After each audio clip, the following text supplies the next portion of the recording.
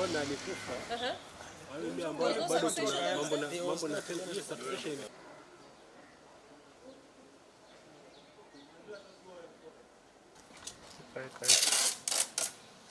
Hapo.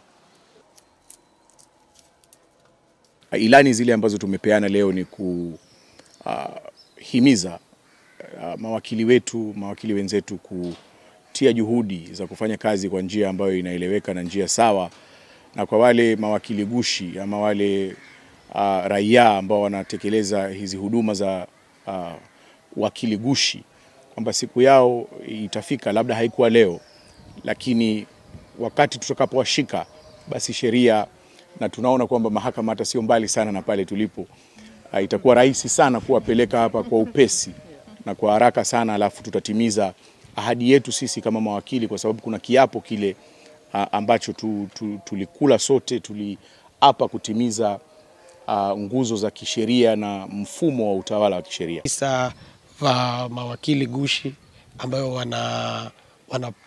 wanatatiza ama wanaibia wananchi na kufanya kazi za wakili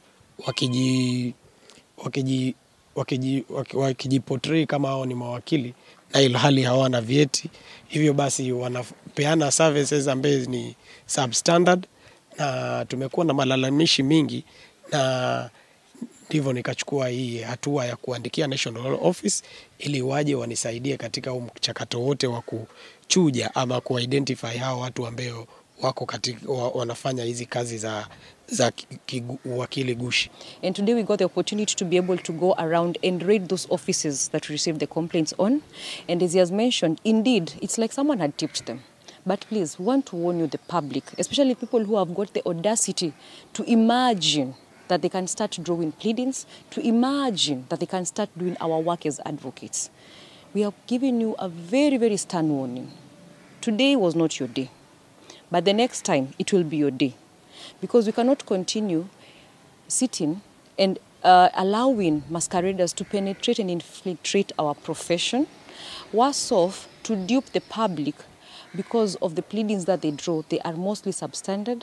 They even go to the extent of undercutting, which is a very bad professional, and it's an ethical practice professionally as an advocate.